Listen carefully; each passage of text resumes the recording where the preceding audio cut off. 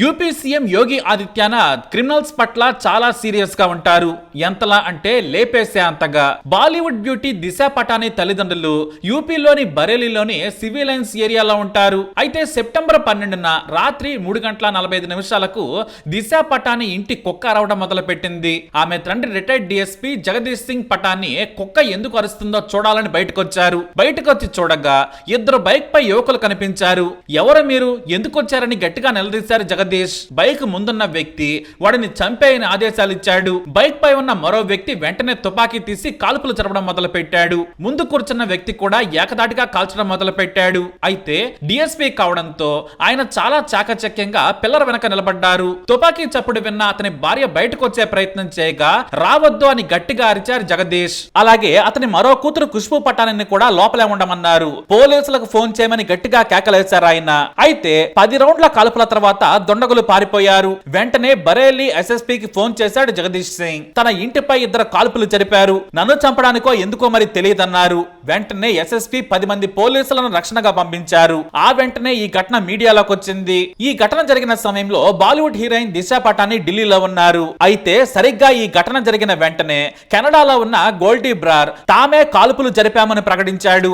దిశా పటానీ ఆమె సోదరి మా మత విషయాల మీద తప్పుగా మాట్లాడారు, మా మతాలను అవమానించేలా కామెంట్ చేశారు, వారి అంతు చూసే వరకు వదిలిపెట్టమని హెచ్చరికలు పంపాడు. దీంతో దిశా పటానీ తన కుటుంబం భద్రతపై ఆందోళన వ్యక్తం చేశారు. ఈ లోపే యూపీ సీఎం యోగి ఆదిత్యనాథ్ ఏకంగా దిశా పటానీకి కాల్ చేశారు. మీరేం భయపడద్దు, బరేలీ నుంచి ఎక్కడికి వెళ్లొద్దు, 3 రోజుల్లో మీ ఇంటి మీద కాల్పులు జరిపిన వాడు ఊపిరి కూడా తీసుకోడు, మీరు భద్రంగా ఉంటారు, ఇది నా బాధ్యత అన్నారు ఆయన. ఒక సీఎం, అది కూడా యోగి కాల్ చేయడంతో ఆమె ముఖ్యమంత్రికి కృతజ్ఞతలు తెలిపారు. ఆ తర్వాత దిశా పటానీ తండ్రి జగదీష్ తో కూడా సీఎం మాట్లాడారు. మీరు పోలీసుగా పనిచేశారు, మీకు నా గురించి తెలుసు, అండర్ వరల్డ్ లోపల ఉన్న లాక్కొచ్చి ఎన్కౌంటర్ చేస్తామని ధైర్యం చెప్పేశారు. ఈ మాటలకు జగదీష్ కూడా ధైర్యంగా ఉన్నారు. సీఎం ఆదేశాలతో వెంటనే స్పెషల్ టాస్క్ ఫోర్స్ రంగంలోకి దిగింది. దిశా పటానీ ఇంటి దగ్గర భారీ బందోబస్తు ఏర్పాటు చేశారు పోలీసులు. మరోవైపు హెల్మెట్లు పెట్టుకున్న వారిని గుర్తించడం పోలీసులకు సవాలుగా మారింది. కానీ వారు ప్రయాణించిన రూట్ మొత్తం సీసీటీవీ ఫుటేజ్లను పరిశీలించారు. బైక్ నెంబర్ ప్లేట్ కనిపించకుండా టేప్ వేసినట్లు గుర్తించారు. అయితే పోలీసులు లోతైన విచారణ చేయగా హర్యానాలో పేరున్న రోహిత్ గోదారా గోల్డీ బ్రార్ గ్యాంగ్ తో సంబంధం ఉన్న రవీంద్ర అరుణులుగా గుర్తించారు పోలీసులు. ఇక సీసీటీవీ ఫుటేజ్లను అన్నింటినీ కూడా గమనించగా ఓ చోట హెల్మెట్లు తీసి కనిపించారు. అయితే రోహతక్ చెందిన రవీంద్ర, సోనిపట్ కు చెందిన అరుణులది హర్యానా. వీళ్లు మరో ఇద్దరు గ్యాంగ్ మెంబర్స్ తో కలిసి బరేలీకి వచ్చినట్లు గుర్తించారు పోలీసులు. రాంపూర్ లోని గమోరా ప్రాంతంలో ఉన్న పంజాబ్ హోటల్లో దిగారు. కానీ మద్యం మత్తులో రాంగ్ రూట్ లో వచ్చిన విజయ్, నకుల్లను పోలీసులు అటకాయించారు. వీరిది స్ప్లెండర్ బైక్ కావడంతో పోలీసులు పట్టుకున్నారు. కానీ గ్యాంగ్స్టర్స్ అని మాత్రం పోలీసులు గుర్తించలేదు. కానీ పోలీసులు వీరిని చూశారని వీరికి అనుమానం వచ్చి విజయ్, దిశా పటానీ కుటుంబ సభ్యుల్లో ఒక్కరినైనా చంపే బాధ్యతను రవీంద్ర అరుణ్లకు అప్పగించారు. అయితే కాల్పులు జరపక ముందు ఎక్కడి నుంచి వచ్చారో 2500 సీసీటీవీ ఫుటేజ్లను జల్లెడపట్టిన పోలీసులు గుర్తించారు. రాత్రి 2:25 సమయంలో ఫతేగంజ్ వెస్ట్ టోల్ ప్లాజా నుంచి బైక్ వచ్చింది. ఆ తర్వాత అంటే 3 గంటలు దాటిన తర్వాత దుల్హేమియా షైన్ నుంచి దిశా పటానీ ఇంటికి వచ్చారు. 3:34 నుంచి 3:35 వరకు అక్కడే ఉన్నారు. కాల్పులు జరిపిన తర్వాత దిశా పటానీ తండ్రికి బుల్లెట్లు తాకి ఉంటాయనుకున్నారు. ఆ వెంటనే మినీ బైపాస్ నుంచి మీర్జాపూర్ చౌరస్తాకు చేరుకున్నారు. అక్కడ నుండి 6:38 నేషనల్ హైవే ఎక్కినట్లు చాలా పక్కాగా వివరాలు సేకరించారు పోలీసులు. అయితే ఢిల్లీకి వెళ్తున్నట్లు పోలీసులు గుర్తించారు. ఆ వెంటనే యూపీ ఎస్టీఎఫ్ పోలీసులు ఢిల్లీ, హర్యానా పోలీసులను అలర్ట్ చేశారు. ఢిల్లీ, హర్యానా, యూపీ పోలీసులు క్షణం కూడా వేస్ట్ చేయలేదు. మరోవైపు కెనడా నుంచి గోల్డీ బ్రార్ దిశా పటానీ ఇంటిపై మేమే కాల్పులు జరిపామని ఏకంగా సోషల్ మీడియాలో స్క్రీన్ షాట్ తో సహా పెట్టాడు. ఇది యూపీ సీఎం యోగికి మరింత కోపం కలిగించింది. తమ మత పెద్దలైన సంత్ ప్రేమానంద్ మహారాజ్, అనుద్ధాచార్యులకు వ్యతిరేకంగా వాళ్ళు మాట్లాడారు.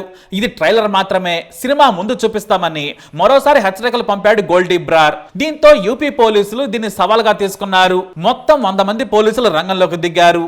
అయితే ఢిల్లీ ఇంటెలిజెన్స్ పోలీసులు హర్యానా, యూపీ టాస్క్ ఫోర్స్ కు కీలక సమాచారం ఇచ్చారు. సోన్పేట్ మెయిన్ రోడ్డు మీద కనిపించారని చెప్పారు. దీంతో గజియాబాద్ కు వచ్చే దారిలో 100 మంది పోలీసులు కాపు కాశారు. కానీ చాలా మంది మఫ్తీల్లో ఉన్నారు. సరిగ్గా రాత్రి సమయంలో హైవే మీద పోలీసులు ఉన్నారని గ్రహించిన అరుణ్, రవీంద్రలు బైక్ ను మరో చిన్న రోడ్డు వైపు మళ్లించారు. మఫ్తీలో ఉన్న పోలీసులు గమనించి మరో టీం ని అలర్ట్ చేయగా రాత్రి సమయంలో హాలీవుడ్ సినిమాను మించిన చేజింగ్ జరిగింది.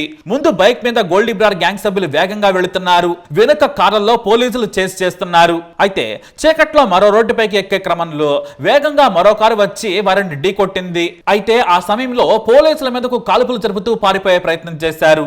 కానీ అప్పటికే కోపంలో ఉన్న పోలీసులు వారిపై వరుసగా కాల్పులు జరిపారు. చివరకు బుల్లెట్లు వారిని చేల్చడంతో కుప్పకూలిపోయారు. ఈ ఘటనలో ఓ ఢిల్లీ పోలీసుకు, హర్యానా పోలీసుకు బుల్లెట్ గాయాలయ్యాయి. ఇక ఈ గాయపడ్డ వారిని ఆసుపత్రికి తరలించినా కూడా చికిత్స పొందుతూ చనిపోయారు. మరో ఇద్దరు పరారీలో ఉన్నారు. వారే నకుల్ విజయ్. వీరి ఆచూకీ చెబితే ₹1,00,000 రివార్డ్ ఇస్తామని యూపీ పోలీసులు ప్రకటించారు. సరిగ్గా యూపీ సీఎం చెప్పినట్లుగానే ఇద్దరు క్రిమినల్స్ ను ఎన్కౌంటర్ చేశారు పోలీసులు. మరో ఇద్దరు ఇంకా ప్రాణాలతోనే ఉన్నారు. వాళ్ళిద్దరూ దొరికితే వారిని కూడా ఎన్కౌంటర్ చేస్తారని వార్తలు వస్తున్నాయి. అయితే వీరిద్దరి కోసం 3 రాష్ట్రాల పోలీసులు జల్లెడ పడుతున్నారు. వాస్తవానికి యూపీలోకి ఎంటర్ అయి తప్పు చేశారు. పైగా కెనడాలో ఉన్న వాడిని చూసుకొని ఇక్కడ నేరాలు చేస్తామంటే ఊరుకోమని ఎస్ఎస్పీ అనురాగ్ ఆర్య ప్రకటించారు. యూపీకి చెందిన నకుల్ లోహద్దా గ్రామానికి చెందిన వాడు. విజయ్ తోమర్ బాగ్పేట్ దగ్గరలోని వాజీపూర్ గ్రామానికి చెందిన వ్యక్తి. వీరు పరారీలో ఉన్నారు. వాస్తవానికి వీళ్ళు ఈ ఆపరేషన్ కు చాలా భయపడిపోయి హర్యానాకు చెందిన క్రిమినల్స్ కి అప్పగించారు. కానీ ఇప్పుడు పోలీసులు వీరిని కూడా ట్రేస్ చేస్తున్నారు. మొత్తం సిటీ మా నిఘాలో ఉంది, మా నీడలో ఉంది. ఏ క్రిమినల్ ఎంటర్ అయినా కూడా వదిలిపెట్టాం. ఇది సీఎం ఆర్డర్. బరేలీలో మరొకరు తుపాకీ పట్టుకున్నా ఎన్కౌంటర్ చేస్తామని హెచ్చరించారు పోలీసులు. అయితే బాలీవుడ్ నటి దిశా పటాని ఆమె తండ్రి జగదీష్ సీఎం యోగి ఆదిత్యనాథ్ కు కృతజ్ఞతలు తెలియజేశారు. ముఖ్యమంత్రి మాకు హామీ ఇచ్చారు, వారం లోపలే ఆ హామీ నిలబెట్టుకున్నారు. ఇలాంటి డైనమిక్ సీఎం ఉంటే మాకు ఎలాంటి భయం ఉండదు. మా కుటుంబం తరపున నేను ఫోన్ చేసి ముఖ్యమంత్రికి థ్యాంక్స్ చెప్పాను. మీకు ఎప్పటికీ రుణపడి ఉంటామన్నారు దిశా పటాని కుటుంబ సభ్యులు. ఇక పోలీసులు కూడా, ముఖ్యంగా ఎస్ఎస్పీ ఓ స్టేట్మెంట్ ఇచ్చారు. భయం అవసరం లేని సొసైటీని నిర్మిస్తామన్నారు. మరి చెప్పినట్టుగానే యోగి ఆదిత్యనాథ్ క్రిమినల్స్ ని ఊపిరి తీసుకోకుండా చేశారు. దీనిపై మీరేమంటారు? మీ అభిప్రాయాన్ని కమెంట్ ద్వారా తెలియజేయండి. ఈ వీడియో అప్డేట్స్ కోసం మా ఛానల్ ఫాలో అవ్వండి. అలాగే తప్పకుండా సబ్స్క్రైబ్ చేసుకోండి. देर रात माननीय मुख्यमंत्री जी का मेरे टेलीफोन पे फोन आया था और उन्होंने हम पूरे मेरे पीड़ित परिवार को सांत्वना दी है और विशेष रूप से उन्होंने कहा है कि पूरा प्रदेश आपके साथ है और आपकी सुरक्षा में कोई कोताही नहीं बरती जाएगी। Thank you.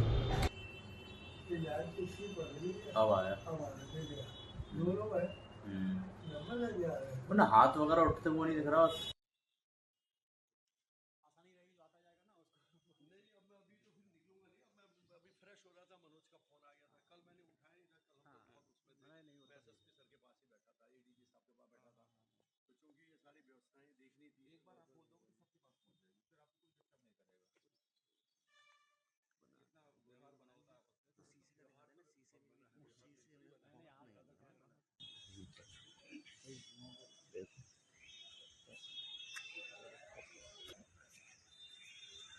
तो आप लोगों ने जैसे भी न्यूज़पेपर में पढ़ी लिया होगा और कल सवेरे की घटना लगभग 3:30 के आसपास 2 अज्ञात लोग थे और जैसे आप देख रहे हैं 2 अज्ञात लोग थे, उन्होंने 10 फायर किया।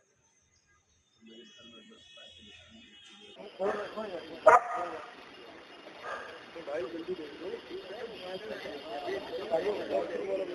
प्रेमानंद महाराज को लेकर ये उसका मानना है कि जिन्होंने जो खुशबू पाटिल उन्होंने कुछ टिप्पणी की थी। हालांकि खुशबू पाटिल पहले ही ये चीज़ अगर चुकी है कि स्वतंत्र भारत स्वतंत्र कैसे है जो स्वतंत्र दिखाएगा वो ये माना जाएगा।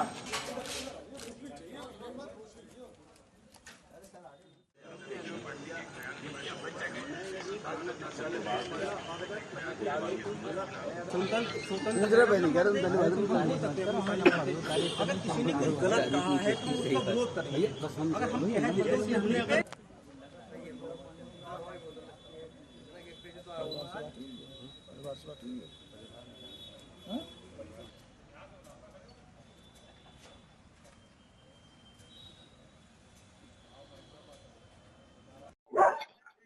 Thank you.